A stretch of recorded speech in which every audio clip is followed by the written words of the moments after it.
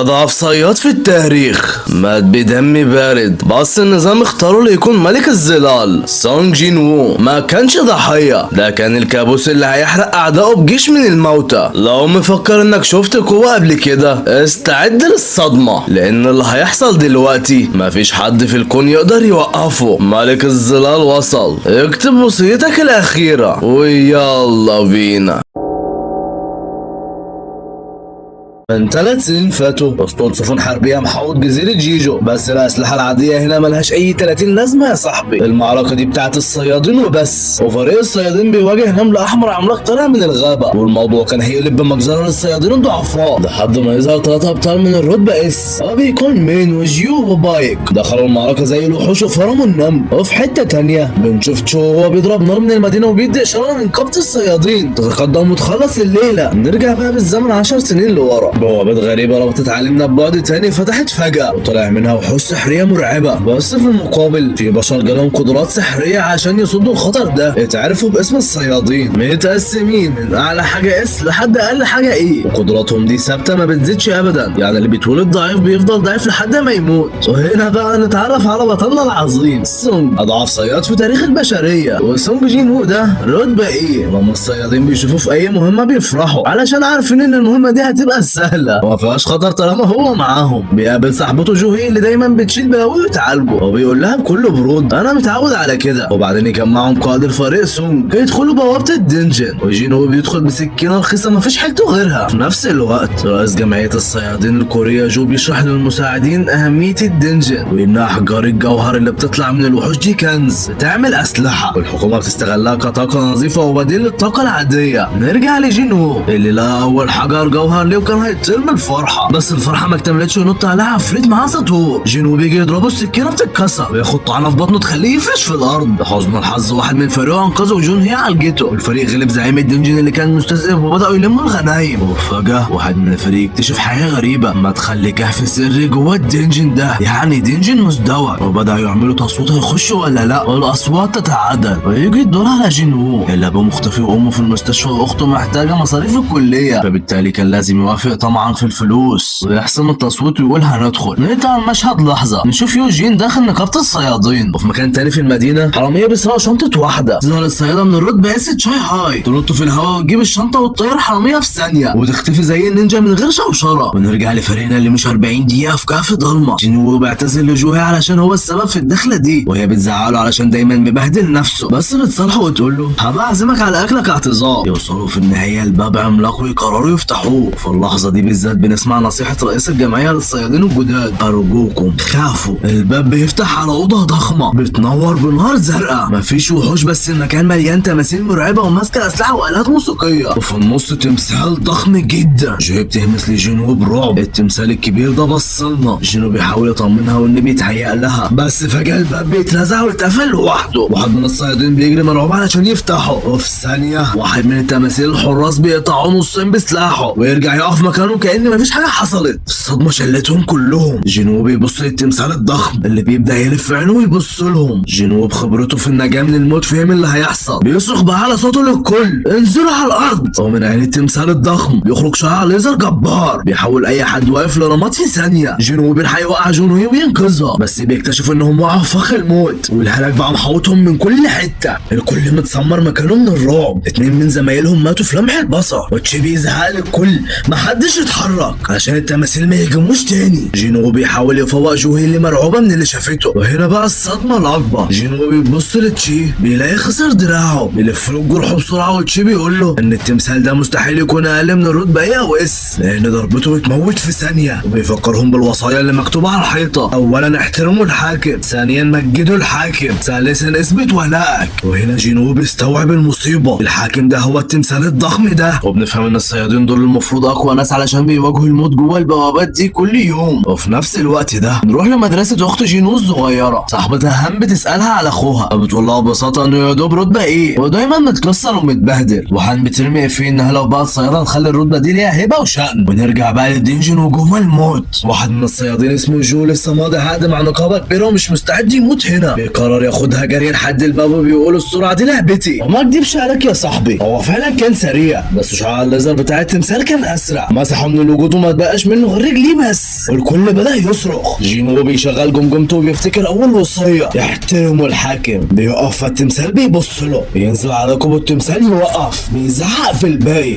اركع على التمثال بسرعة. ولما الكل ركع التمثال العملاق رسم على وشه ابتسامة مرعبة، والبركة بيقف بيلاقي التمثال ما اتحركش. الكل بيقفوا فاكرين ان الليلة خلصت، بس فجأة التمثال بيبدأ يمشي ناحيتهم. الوصية التانية مجد الحاكم. فواحد طالب علم لاهوت قرر يدعي له ويقول ترانيم، بس للأسف الترانيم ما كانتش على مقاس التمثال، فداس عليه فعصه زي النملة. وبنت تانية من الرابط اتسمرت مكانها وبقت الضحية اللي بعدها. الكل بيجري في كل حتة، وبوم بيجري يستخبى ورا حيطة فيها تمثال ماسك سيف. سانجي بيحذره بس متأخر. التمثال ده بينزل عليه بالسيف بيقسمه نصين. جينو هنا بيلقطها. التمجيد يعني ترانيم ومزيكا، والمزيكا هنا هتيجي من التماثيل. بيصرخوا الكل يجروا يقفوا تحت التماثيل اللي ماسكة آلات موسيقية بدل الأسلحة. شي بيقف تحت تمثال بوقفة بيشتغل، وسانجي بيعيط تحت كمانجة بتعزف. جينو بيسحب جوهي لتمثال طبلة وبيكتشف الكارثة. كل تمثال بيكفي شخص واحد بس. جينو بياخدها زحفة ويجري. رجل التمثال الضخم كانت هتجرسه. بيتدحرج لتمثال ماسك درع فبينزل يضربه بيه. بيزحف وهو بيموت لحد تمثال بيغني، واخيرا بيشتغل. والتمثال الضخم بيرجع لمكانه على العرش وبترجع ملامحه زي الاول. جوهي بتجري على جينو وتطمن عليه، وبتكتشف الصدمة. جينو خسر رجله، بتحاول تعالجه باي طريقة وهي ما عندهاش طاقة سحرية اصلا. سانجي بيلوم تشي على اللي ماتوا، وتشي بيعترف بغلطه بحزن. فجأة الارض بتتهز وبيظهر مسبح حجري في النص.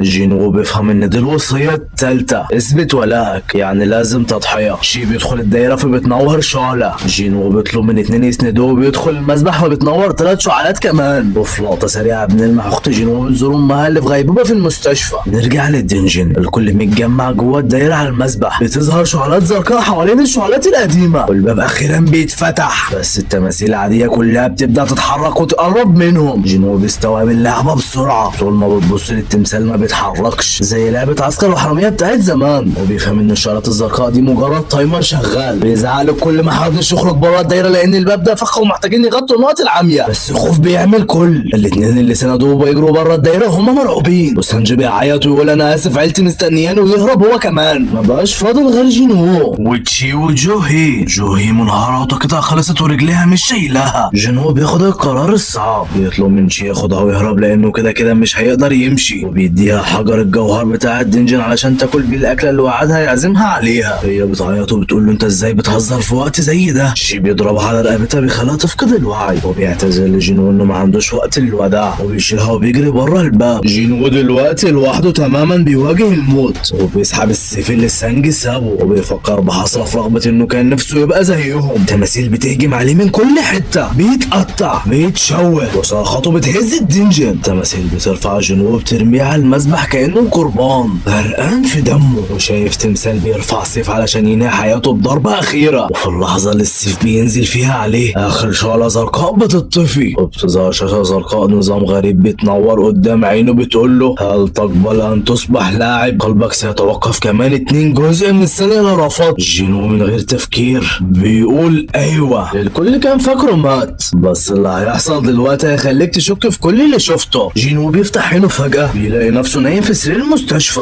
مش بس عايش ده سليم وزي الفل، وحتى رجله اللي اتقطعت رجعت مكانها كأن مفيش حاجة حصلت. بيقنع نفسه ان كل الرعب والدم اللي شافه ده كان مجرد كابوس. بس فجأة بيقطعوا دخول 2 عليه، جين شول وكانج مفتشين من جمعية الصيادين، وبيصدموه وبيقولوا له انه كان غايب عن الوعي بقاله 3 ايام. والمفاجأة الأكبر انهم لما لقوه ما كانش فيه اي اثر للتماثيل ولا الجثث اللي زمايله قالوا عليها. جين شول بيبدأ يحقق معاه ويسأله هل حصل لك إعادة استيقاظ؟ يعني رتبته ممكن تكون نطت من ايه لايه او حتى اس. جينو قلبه بيرفرف من الفرحة وبيمسك جهاز قياس المنع علشان يشوف رتبته الجديدة، بس الحلو ما بيكملش يا صاحبي، النتيجة بتطلع 10 بس، رقم مضحك اقل حتى من الرتبة العادية اللي بتبدأ من 70. كانج بيبص له بقرف وهو ماشي بيقول ده حرفيا مجرد مواطن مدني. جينو بيحبط بس بيفضل يسأل نفسه امال ايه شاشات النظام اللي مكتوبة في الهوا اللي انا شايفها ديت وهم مش شايفينها، وبيفتكر اللحظة اللي وافق فيها على شروط النظام جوه المعبد عشان قلبه ما يوقفش. وبتدخل اخته جينا المستشفى وهي مفزوعة عليه، وبتبدأ تديله الدش التمام، بتهدده انها تسيب دراستها وتشتغل هي عشان هو يبطل شغلانة الموت ديت. جينو بيحس بالذنب لانه كان هيسيبها لوحدها ويضحي بنفسه، وبيحاول يختبرها يشوفها شايفة الشاشات دي ولا لا، وبيبدأ يلمح لها على شاشات النظام اللي جوه اللعبة. جينا بتبص له باستغراب وتفكره لسه مهلوس، وتخرج تقابل صاحبتها هان سونج. جينو بيبقى لوحده وبيبدأ يقرأ رسائل النظام الزرقاء الغريبة. رسائل بتقول ان النظام هيساعده يتطور كلاعب، ولو منفذش الأوامر في عقاب. تنزل مهمة يومية اسمها تدريب القوة، 100 ضغط، 100 بطن، 100 سكوات، وجري 10 كيلو. جينو بيقفل الشاشة ويقول تدريب ايه وبتاع ايه، انا لسه طالع من الموت، ويرجع ينام ولا كأن في حاجة. في الوقت ده شينشول بيكلم رئيس الجمعية جو، بيبلغه ان مفيش اعادة استيقاظ، ويقرروا يحطوا اللي حصل في المعبد تحت بند حالة خاصة. وفي نفس الوقت في نقابة الصيادين شو بيكلف الصيادة شاي هاي بغالة رتبة بيه علشان تختبر اعضاء الجدد. وفي حتة تانية خالص تظهر بوابة سحرية فجأة في نص شارع زحمة، والناس بتبدأ تتذمر وتشتكي من عطلة المرور. نرجع لجنو اللي نايم في العسل، وفجأة الارض بتترج بيه، بيفتح عينه بيلاقي نفسه اتنقل لصحراء مرعبة. النظام بيبعت له رسالة، انت في منطقة العقاب، مطلوب منك تنجو لمدة 4 ساعات. فجأة بيطلع له دودانة عملاقة بتبدأ تطارده وتنهش فيه. الممرضات بيدخلوا اوضته ما بيلاقوهوش وبيقلبوا عليه المستشفى، وبعد 4 ساعات من الجري والنهجان والموت بيلاقوه على الارض في المستشفى وفاقد الوعي. تاني يوم الصبح جينو ما بيضيعش وقت، يلمس الترنج بتاعه وبيبدأ ينفذ المهمة اليومية بالحرف. في الوقت ده جوهيلي لسه مصدومة من حادثة المعبد وترفض تشارك في اي غرض، وتروح تزور جينو. تتصدم لما تلاقيه بيجري بره المستشفى زي الحصان. جينو بيكمل مهامه وبيفهم ان التمارين دي بتديله نقاط مهارة، وبيقرر يحط كل نقاطه في القوة، وبيستلم مكافأة خاصة من النظام، مفتاح غامض لدينجن في محطة مترو. قبل ما يروح المحطة الأخبار بتذيع ان نقابة الصيادين هي اللي هتدخل البوابة اللي ظهرت في الشارع. جينو بيروح يزور والدته اللي في الغيبوبة بسبب مرض النوم الأبدي، وبيفتكر أيامه المرة لما كان بيتهان من الصيادين ويقولوا له خليك في الركن وما تاخدش من الغنايم علشان انت ضعيف. جينو بيشحن طاقته وتصميمه وبياخد المفتاح ويروح لمحطة المترو، بيحط المفتاح في الباب. أول ما بيدخل العالم كله بيتغير، بيكتشف انه محبوس في بعد تاني ومفيش أي طريق للرجوع. بيمشي في الطريق الضلمة المهجورة، فجأة بيطلع له شوية جوبلين. جينو بيتسمر مكانه من الخوف علشان مفيش معالج في ظهره المرة دي، وبياخد نفسه بالعافية. بس الصدمة الحقيقية لما بيظهر وراه ذئب من ذئاب الريكان بأنياف فولاذية وبيهجم عليه بسرعة الصاروخ. جينو واقف قدام الذئب المرعب والخنجر بتاعه مكسور، مفيش أمل. بس فجأة الذئب بيهجم وجينو بيتفاداه بمنتهى السهولة. بيكتشف ان سرعته ورشاقته زادوا بشكل مرعب، بياخد قرار شجاع وبيضرب الذئب بوكس، والمفاجأة ان الذئب بيطير ويخبط في الحيطة. بس برضه البوكس مش كفاية علشان يخلص على الوحش، فبيشغل دماغه وبيفتح مساحة التخزين اللي النظام مديها له. بيسحب منها السيف بتاع سانج اللي خده من المعبد الملعون، وبيدي الذئب ضربة بتخلصه. فالذئب التاني بيخاف ياخد ديله في اسنانه ويهرب. جينو بيبدأ يفهم اللعبة صح، بيلاقي ان الوحوش هنا ما بتوقعش احجار كريمة، دي بتوقع ادوات بيقدر يبيعها جوه النظام. بيطلع له قطيع كامل من ذئاب الريكان، بس جينو المرة دي مش خايف، بيدخل يفرمهم كلهم، وبيستلم أداة مهمة جدا اسمها حجر الانتقال ولقب جديد اسمه قاتل الذئاب. وفي نفس الوقت ده بره الدنجن جوهي بيجي لها مكالمة طوارئ من الجمعية علشان في كسر في البوابة، ولأنها حاسة بالذنب إنها بترفض الشغل بتوافق كمعالجة رغم رعبها. نرجع لجينو اللي نازل سلالم الدنجن وهو بيتعلم تفاصيل النظام. بيفهم إن لون اسم الوحش بيحدد قوته مقارنة بيه. الأبيض يعني ضعيف، البرتقالي يعني في نفس مستواه، والأحمر يعني خطر ومستواه أعلى. بينزل لمكان زي المجاري الضخمة، الهدوء بيسبق العاصفة، وفجأة بيسمع صوت مية بتندفع ناحيته. بياخد خبطة طيارة في الحيطة، ولما بيقوم بيلاقي نفسه قدام زعيم الدنجن تعبان عملاق اسمه كاسكا ذو الأنياب السامة الزرقاء. جينو بيحاول يضربه بالسيف بس حراشة في الثعبان عاملة زي الدروع ما تخدش. الثعبان بيضربه بديله ويرميه في المية، وبيرمي عليه عربية قطر بحالها. جينو بيتفاداها بالعافية، وبيفتكر كلام شي لما قال له ان الناس مسميه اضعف صياد في البشرية. هنا جينو بيجيب اخره بيرمي السيف المكسور اللي ملوش لازمة، وبيقرر يستعمل قوته الجسدية اللي لسه زايدة. بيقفز على رقبة الثعبان العملاق وهو غرقان في دمه، وبيمسك حراشفه ويعصرها بايده العارية بكل قوته. الثعبان بيفرفر بس جينو ما بيرحمش لحد ما بيخنقه ويقضي عليه تماما، وبيستلم مكافأة زعيم الدنجن خنجر سم كاسكا. وفجأة جثة الثعبان بتختفي، والدنجن كله بيرجع لشكله الطبيعي كمحطة مترو عادية. جينو طلع من المحطة، بيقابله عسكري بيزعله ايه اللي جابك هنا، بس لما بيعرف انه صياد بيخرجه بسرعة. العسكري بيقول له انه في وحش هرب من بوابة بره، وجينو بحواسه الجديدة كان حاسس بمكانه اصلا. بره المحطة في وحش عملاق اسمه جولم حجري مبهدل فريق من الصيادين رتبة ايه ودي، وجوهي معاهم مرعوبة ومش قادرة تركز في العلاج. جينو بيبص للوحش ويقيمه، بيكتشف ان يا دوب رتبة دي يعني اضعف من الثعبان اللي لسه عصره جوه. بيمسك سيف سانج المكسور وبيرميه زي الصاروخ من بعيد، السيف بيخترق دروع الجولم ويدمره، والصيادين بيكملوا عليه وهم مش مصدقين ايه اللي حصل. المدافع بتاع الفريق مذهول بيسأل عسكري مين اللي رمى السيف ده، فبيقولوا ده صياد مجهول رمى السيف واختفى. المدافع بيتصدم من القوة المرعبة ديت وبيفتكروا صياد من الرتبة العالية جدا. في الوقت ده جينو ماشي في حاله مقتنع ان الغولم كان ضعيف اصلا علشان كده السيف اخترقه، بس هو ماشي في الضلمه جوهي بتلمح ظهره من بعيد في الشارع وبتبدا تشك ان هو اللي انقذهم. جينو ما كانش عارف ان العضلات دي وراها ضريبه تقيله والسيستم لسه بيبدا اللعب. الممرضات في المستشفى ملمومين وبيتهمسوا مبهورين بعضلات جينو اللي ظهرت فجاه وكبرت بعد تمارين النظام. الممرضه تشوي تشوفه وهو بيتدرب ووشها بيجيب الوان من الكسوف، بتروح تبلغه ميعاد خروجه وتستغل الفرصه وتطلب رقمه. وطبعا اخونا جينو على نيته خالص بيديها الرقم ومفكر ان دي اجراءات روتينيه للمستشفى. في الوقت ده التلفزيون جايب لقاء مع بايب، واحد من السبع صيادين رتبه اس في كوريا، بيحكي انه بيتدرب دايما علشان يحافظ على مهاراته اللي اكتسبها ايام ما كان شغال رجل اطفاء. اخت جينو قاعده بتتفرج وبتتاخر على مدرستها. جينو بيصحى من النوم منكوش، وجينا بتلاحظ ازاي طوله وعرضه اتغيروا وبقى فورمه، وهو بيودعها بيديها شمسيه كنوع من الحمايه، ورغم انها بترفض علشان الجو الشمس بيصر عليها تاخدها. جينو بيقعد يوزع نقاط مهارته بعد ما وصل لمستوى 18 وبيركز على القوه والرشاقه والادراك. وفجاه تليفونه بيرن، صاحب البيت بيطالبه بالايجار المتاخر. جينو بيرفض اي تاجيل وبيقرر انه لازم ينزل غارات علشان يجيب فلوس بسرعه، بس في نفس الوقت هو لسه ورقيا رتبه ايه ومش عايز يلفت الانظار لقوته الجديده، فبيدور على شغل هادي على قده ما يكشفش مستواه الحقيقي. بيروح موقع غاره عند حته تحت الانشاء وبيقابل قائد الفريق هوانج. الصيادين بيبداوا يضحكوا ويسفوا اول ما بيسمعوا اسم اضعف صياد، بس هوانج بيسكتهم وبيطمن جينو وبيقول له انت هنا بس علشان نكمل العدد ونقدر ندخل بوابه الرتبه سي، احنا اللي هنحارب وانت خليك ورا. جينو بيلاحظ حاجه غريبه، الفريق ما فيهوش معالج، ورغم شكه بيمضي على عقد وبيدخل معاهم. هم داخلين بيتعرف على اصغر واحد في الفريق، جين هو، شاب عنده 21 سنه رتبه دي، بس لابس دروع غاليه جدا بفلوس ابوه. الدنجن ضلمه ومفيش اي وحش في البدايه، وده بيفكر جينو برعب المعبد. وفجاه حواس جينو بتلقط حركه، بيبص لفوق وبيحذرهم. اصحاب وحوش النمل بتهجم عليهم من السقف. الفريق بيتعامل باحترافيه وجينو بيصمد بفضل دروعه الغاليه، بس جينو لسه حاسس ان في حاجه غلط.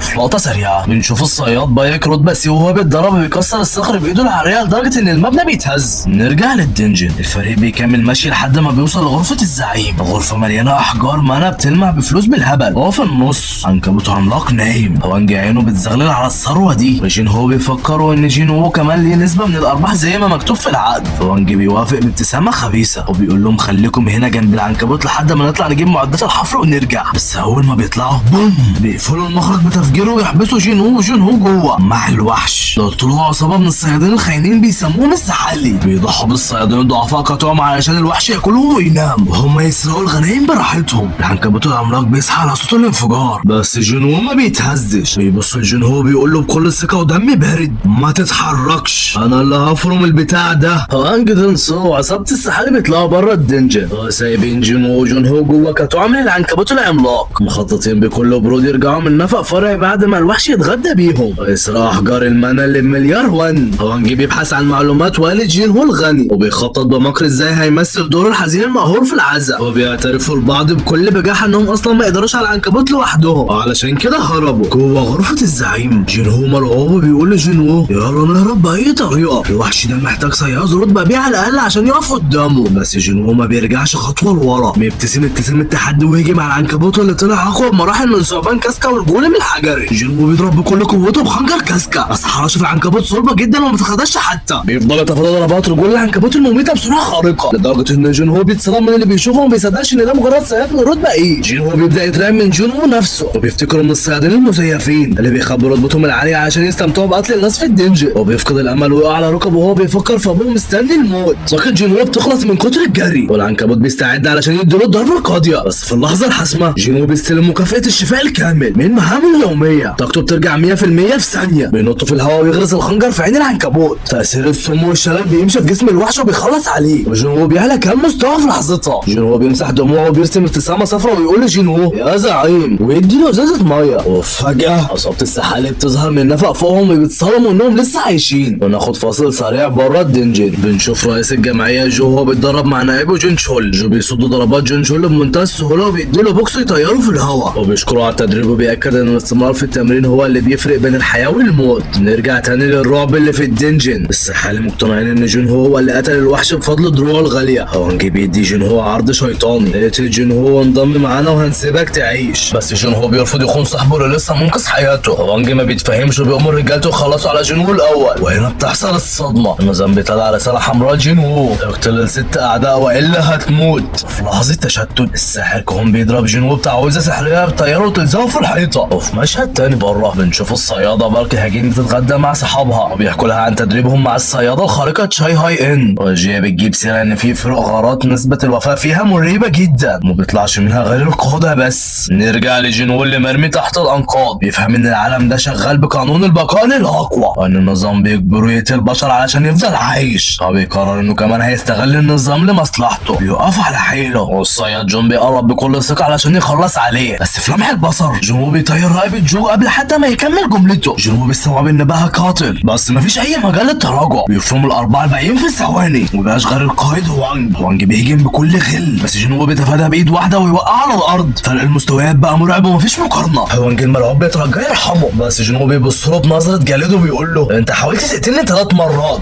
وبيطير رقبته هو كمان. الدنجن بيبدا يتقفل وجنو بيخرج مع جنو بامان. بره الدنجن مندوب الجمعيه واقف مصدوم ازاي صياد رتبه ايه ودي هما بس اللي عاشوا من المغاره دي، وبترجح ان السر كله في دروع جنو. السما بتبدا تمطر بغزاره وجنو بيبص للسما ويبتسم وهو حاسس بارتياح كبير انه غصب على اخته تاخد الشمسيه وهي رايحه المدرسه الصبح. هنا جنو اتغير 180 درجه والطلب اللي جاله من السيستم ما كانش حد يتخيله. في مقر جمعيه الصيادين مندوب بيدخل على النائب جون شول بتقرير غريب بيقول له غاره الدنجن اللي فاتت مات فيها 6 صيادين ونجا 2 بس، واحد رتبه دي والتاني ايه. جون شول في الاول ما كانش مهتم بس اول ما سمع اسم سون جين وو انتبه فورا، ده نفس الولد اللي نجا من المعبد المزدوج. والمصيبه الاكبر ان واحد من الميتين هو هوانج دون سو اخو الصياد المرعب رتبه اس هوانج دون سو. جينو بيرجع البيت ومعاه فراخ مقليه علشان يروق على اخته جينا ويفرحها انه خلاص هيقدر يدفع ايجار البيت ومصاريف مستشفى والدتهم. جينا بتساله عن الغاره، جينو بيسرح ثواني وبيفتكر ازاي يقتل البشر بدم بارد وانه مستعد يعملها تاني لو اتعكست عليه، بس بيفوق من شروطه وبيطمنها بابتسامه خفيفه. جينو قاعد لوحده بيشرب بيره وبيتمزج بس فجاه بيلاقي النظام بيعمل له ازاله سموم وبيفوق غصب عنه. بيكتشف انه عنده مهاره مخفيه اسمها بركه كانديارو بتخليه مقاوم لاي سم، وبكده بيفهم ازاي اطرافه المقطوعه زمان رجعت له. بالليل جينا بتصحي وتقول له ان جينو هو ابن الناس الاغنياء طالبه على التليفون. بيتقابلوا في كافيه وجينو بيشكره تاني انه انقذ حياته وبيعرض عليه عرض خيالي. ابو الملياردير هيأسس نقابه وجينو محتاج يشارك في 20 مغاره علشان يمسكها، وبيعرض على جينو 30 مليار وانه مقابل انه ينضم لفريقه كغطاء، بس جينو بيرفض ببرود علشان مش عايز يربط نفسه بحد ويكشف سره. جينو بيحاول يضغط عليه ويلمح انه ممكن يفضح السر ده لو رفض. فجاه جينو بيديله نظره موت بتجمد الدم في عروقه وبيمشي ويسيبه مرعوب. بنسافر امريكا في لقطه سريعه. الصياد المراقب رتبه اس هوانج دون سو بيعرف خبر موت اخوه، بيتعصب لدرجه انه بيفحص التليفون في ايده يخليه بودره. بيسال مساعده ايه العواقب لو قتل حد بره امريكا، فبتقول له انه هيترحل ويتعاقب، فبيأجل سفره لامريكا وانتقامه من جينو وجون هو لحد ما التزامات نقامته تخلص. بس الحقد والغل مليان عينه. تاني يوم الصبح جينو بيجري مع اخته في الحديقه وبيسف عليها علشان اكلت كل الفراخ امبارح. بيسالها لو معاكي 30 مليار هتعملي بيهم ايه؟ بتقول له هشيلهم للجامعه وعلاج امي. جينو بيقتنع بكلامها، بيسرع خطوته ويخلص مهامه اليوميه بس بيقرر يكمل جري ويتحدى نفسه ويضاعف الارقام المكتوبه. وهنا النظام بيفاجئه بمهمه سريعه علشان كسر الحد المسموح بيه. المكافاه كانت صندوق جواه مفتاح لدنجن رتبه اس اسمه قلعه الشيطان، والاهم ان القلعه دي جواها مكونات اكسير الحياه اللي بيعالج اي مرض سحري، يعني هو ده الامل الوحيد علشان يشفي امه. جينو ما بيستناش، بيستخدم المفتاح فورا وبيدخل. بيلاقي نفسه في مدينه مدمره والنار والعه في كل حته، وفجاه بيظهر له وحش مرعب ب3 رؤوس حارس الجحيم سيربروس. جينو بيستعمل كل مهارته بس الوحش حرفيا دبابه وما بيتاثرش. الوحش بيهجمه بحركه واحده بيقطع دراع جينو. الوحش بيفعل مهاره الغضب اللي بتضاعف قوته وسرعته لمده 3 دقايق. جينو بيستعمل مكافاه الشفاء الكامل وجرعه صحه علشان يرجع دراعه، وبياخد بف هجوم من غده سم كاسكا، وطبعا السم ما بيأثرش فيه بسبب البركه اللي عنده. ال3 دقايق بتوع غضب الوحش بيخلصوا. جينو بيبدا الهجوم المضاد رغم ان الوحش حشره بين فكوكه وجينو كان بيلفظ انفاسه الاخيره، بس بيفضل يطعن فيه بجنونه بدون توقف لحد ما الكلب الجحيمي بيقع ميت. جينو بيترقى ومستواه بيعلى وجروحه كلها بتتعالج. بيستلم مفتاح القلعه الداخلي ووصفه الاكسير السحري ويبص القلعه بكل اصرار ويوعدها انه هيرجع تاني علشان يجمع المكونات وينقذ امه. جينو واقف في المستشفى بيبص على والدته النايمه بسبب مرض النوم الابدي، بيعاهد نفسه انه لازم يبقى اقوى علشان يقدر يدخل قلعه الشيطان ويجيب مكونات اكسير الحياه اللي هيعالجها وترجع له تاني. تاني يوم في الكافيه جينو بيوافق اخيرا على عرض جونو مخصص ل 20 غاره، بس بيحط شرط واحد، هندخل البوابه احنا الاثنين بس، وعلشان يكملوا